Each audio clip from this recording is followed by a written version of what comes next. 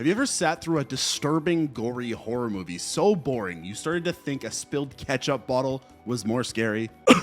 Most torture corn movies out there. Unlike that, Terrifier 3 is coming out this month, and while I think the Terrifier movies are great fun, Terrifier 3 got me thinking of blunt, cruel horror movies that disturb you weeks after watching them. Well, today I'm sharing 3 disturbing hidden horror gems that'll make your soul feel broken after watching them. I promise you by the end of this video, you will see that that is not me over-exaggerating or a joke. You might be scratching your head thinking, wait, a comedy in a video about disturbing horror movies? What is up with that? Well, let me introduce you to Dead Alive, also known as Brain Dead. Trust me, this isn't your typical chuckle-worthy flick. Despite being incredibly funny and goofy, the sheer amount of gore in this movie is downright disturbing. That's the only way I can put this. Picture this, you're laughing one moment at the craziness on screen, and the next, you're feeling a bit queasy. The practical effects are so over the top, they make even the most seasoned horror fans like me squirm. It's this roller coaster of emotions that makes Dead Alive a must watch. And you may be wondering, why are we starting with this film? Well, all 3 movies we're discussing today will disturb you in different ways while also scarring you. This one is the lighter of the trio, but don't let that fool you. It will still make your skin crawl. And guess who directed this crazy ride? None other than Peter Jackson, the guy who made The Lord of the Rings. Surprised? Yeah, me too. The reason you might not know about this is because he doesn't like to talk about it. And why is that? Well, you'll just have to watch it and find out. Let's just say it is very, very different than a journey of the hobbits and a battle for Mordor. But it makes it hard to put into words how great the effects in this movie are and just how gross it makes you feel. The practical effects are a masterclass in making audiences simultaneously marvel and recoil. We're talking about some of the bloodiest scenes in horror cinema history. But here's the twist. While most horror movies rely on CGI or subtle scares, Dead Alive goes all in with practical gore. Therefore, it creates an experience that's both viscerally disturbing and oddly entertaining. You see stuff like this.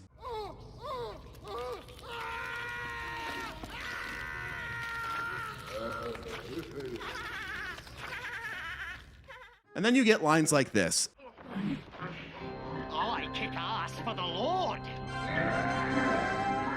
And here's a warning. Do not eat while watching this movie. Seriously, this is not a movie you want to bring popcorn to. The film perfectly blends horror with absurdist humor. It's what's known as splatstick, a combination of slapstick comedy and splatter horror. Outrageous scenarios like a zombie baby causing chaos in a park or a priest proclaiming, I kick ass for the Lord.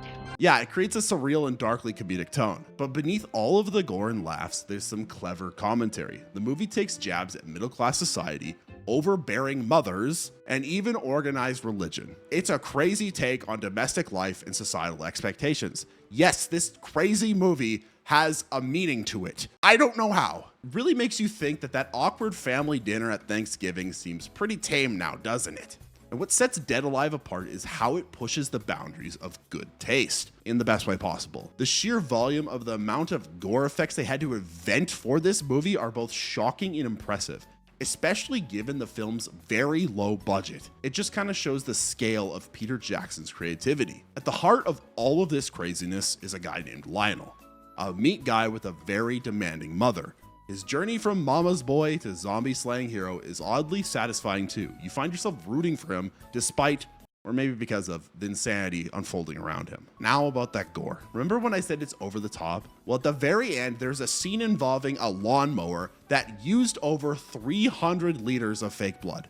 Yes, you heard that right, 300 liters. I think there's only one movie out there that tops this, and that is Evil Dead, and that's only because they use blood as rain. I think this is #1 other than that. That's literally enough fake blood to fill a kiddie pool. Not that you want to swim in that. The creativity in the kill scenes is also unmatched. Zombies being liquefied in a blender, limbs flying in every direction. It's a carnival of carnage, but it's so exaggerated that it circles back to being comedic. But why is this movie so important? Because Dead Alive doesn't just rely on shock value. It uses its excess to comment on societal norms and human behavior.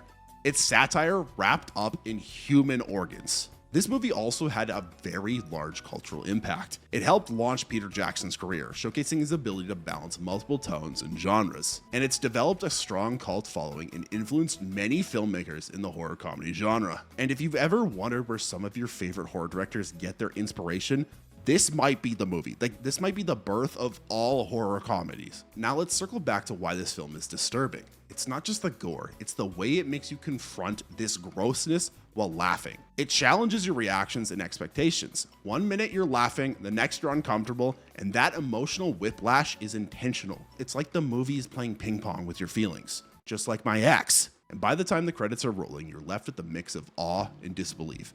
It's a film that sticks with you, for better or for worse. So if you're up for a movie that redefines the boundaries of horror and comedy, Dead Alive is your ticket. It's wild, it's disturbing, and it's a very funny, gory ride that you won't forget anytime soon. All right, brace yourselves. We're shifting gears dramatically. And ethically, I have to say this right now. These next two movies are soul-crushing, but I think they both are amazing movies with a deep message that they are trying to convey. But if that isn't chill with you, leave right now, I am warning you. Let's talk about a film that's often whispered about. A movie that many people tell you not to watch. Why? Because Martyrs isn't just heavy, it's an emotional avalanche. You might be wondering, why is he including a film that's so intense it comes with its own caution sign? Well, sometimes movies aren't just about entertainment. They're about confronting uncomfortable truths. Martyrs does exactly that, in a way that's both disturbing and profoundly impactful. First things first, a sincere warning. This film is not for the faint of heart. Yes, this is a second warning.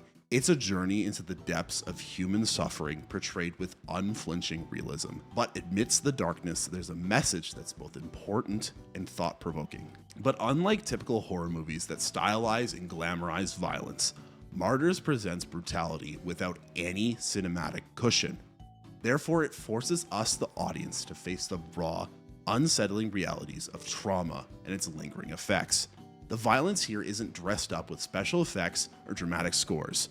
It's stark, unembellished, and it hits you like a freight train. It shows how trauma doesn't just leave physical scars, but becomes an inescapable part of a person's existence. Many horror films ramp up the gore for shock value, making it almost entertaining. Martyrs takes a different path. It removes any notion of enjoyment from its portrayal of suffering.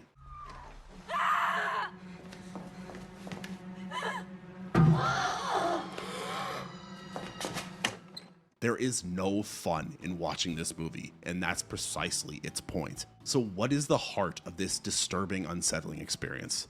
At its core, Martyrs delves deep into the themes of classism, the divides between the middle class, the poor, and the elite. It's a brutal, real commentary on how ordinary people often endure hardship so that a select few can thrive. Feeling cheery and happy yet? Don't worry, it gets even more uplifting. The film illustrates this through a narrative that's both literal and metaphorical. The characters endure unimaginable pain, symbolizing how societal structures can exploit and dehumanize those deemed less valuable. It's a harsh reminder of the lengths to which some people will go in the pursuit of power, knowledge, or fulfillment, often at the expense of others' humanity. But despite its controversial content, the film is a work of art. Therefore, it's praised not just for its boldness, but also for its direction, cinematography, and outstanding acting. The actors deliver performances that are raw and heart-wrenching.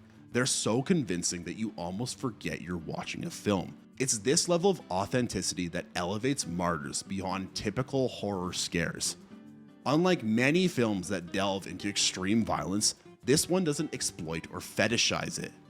Every act of brutality serves a purpose, contributing to the film's overarching message and forcing viewers to confront the unsettling realities it presents. If you're a bit of a movie buff, this approach is a hallmark of French cinema, particularly the new French extremity movement. Martyrs is often interpreted as a commentary on France's history of colonialism and the atrocities committed during the Algerian War. Yes, leave it to the French to mix existential dread with historical critique. But all jokes aside, the film also delves into systematic violence against women and broader societal issues. It challenges us to think about the moral implications of inflicting pain for a supposed greater good. Personally, Martyrs has lingered in my mind ever since I watched it. And to be honest, I've only watched it once. It's not a film you casually revisit, but the impact it leaves is undeniable. Now, it's even tough to recommend this movie. If you decide to watch it, be prepared. It may leave you feeling shaken or even broken, but sometimes art is meant to challenge us, to push us out of our comfort zones and make us reflect on aspects of humanity we'd rather ignore. And a crucial, very important note, if you do decide to watch Martyrs, make sure it's the original French version. The remake is just not good. It doesn't capture any of the messages that the original was trying to tell. And believe it or not, we're not done diving into the depths of disturbing films. While Martyrs might seem very far away from us, as this would never happen in the real world, up next is a movie that brings the horror uncomfortably close to home, because sometimes the scariest monsters are the ones that actually exist. Shifting gears once again, we've talked about the craziness of Dead Alive to the disturbingness of Martyrs. Now we're entering a realm that's slightly less disturbing, but very much closer to every single person watching. Let's talk about Eden Lake. No, you get in now. Please let me go. I won't say anything. Please let me go. Have you ever felt uncomfortable when a group of teenagers are being too loud on the street and you're trying to walk by minding your own business? Well, after watching Eden Lake, you might find yourself crossing the road or sprinting in the opposite direction. Trust me, this movie will make you scared of teenagers. Who knew that a 14-year-old with a bit of acne could be more terrifying than any masked slasher? But as this movie starts as a peaceful romantic getaway, it quickly turns into a relentless nightmare. Therefore, we're thrust into a very scary story that exposes the darkest corners of human nature. Eden Lake shocks us to the core by showcasing what unchecked violence and raw human instincts can do when there's nothing around to stop them.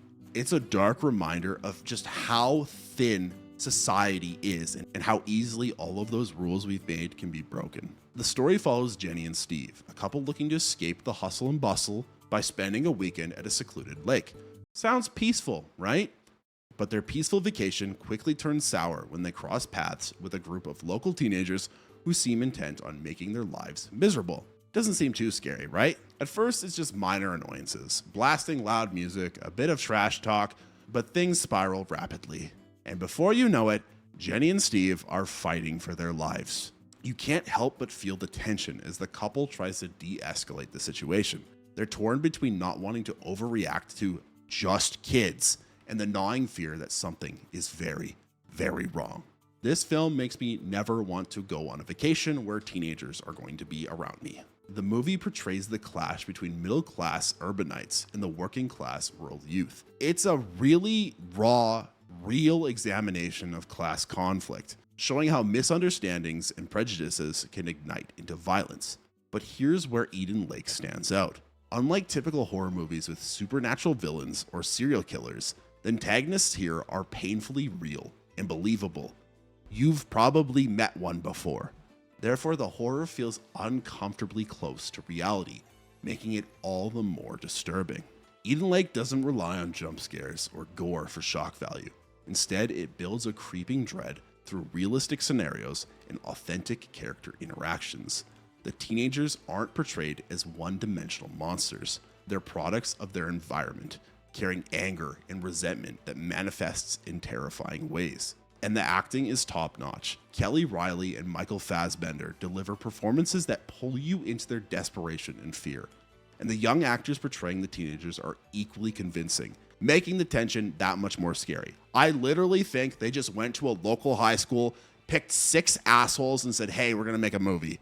It's that bad. They're that bad, the acting is that good. But as the couple tries to escape without harming the kids, because after all, they're just teenagers, their options are narrow. Therefore, they're forced into moral dilemmas that question their values and instincts. Suddenly, your annoying neighborhood kid doesn't seem so bad, right? And nature itself becomes a character in the film. The stunning lake and surrounding woods are both beautiful and menacing, amplifying the isolation and vulnerability of the protagonists. It's a stark contrast that adds to the unsettling atmosphere. Now let's address expectations. When you start watching, you might think, oh, another thriller where the couple outsmarts the bad guy and drives off into the sunset. But no, Eden Lake flips that script entirely. Just when you think you've got it figured out, the film delivers an ending that's both shocking and thought-provoking. It's an unflinching look at the cycle of violence and how it fuels itself. The movie doesn't just scar you, it unsettles you. It forces you to confront uncomfortable truths about society, class divisions, and the capacity for cruelty in normal, ordinary people. It's not just about survival, it's about the loss of innocence and the moral compromises made under extreme stress. It's a scary reminder that sometimes the real monsters are the ones we least expect, the ones that already exist within society and everyday interactions. At least with zombies, you know what they're after: brains. With teenagers, you never know. Well, there you have it. 3 films that redefine the horror genre by pushing boundaries and challenging our perceptions. From the gore-filled insanity of Dead Alive to the terror of Martyrs and the unsettling realism of Eden Lake, we've looked at a spectrum of disturbing movies that's anything but ordinary. And for if some unholy reason you are saying to yourself, I want more, you can like this video and subscribe and watch more of my videos suggesting horror movies that are actually scary on screen now.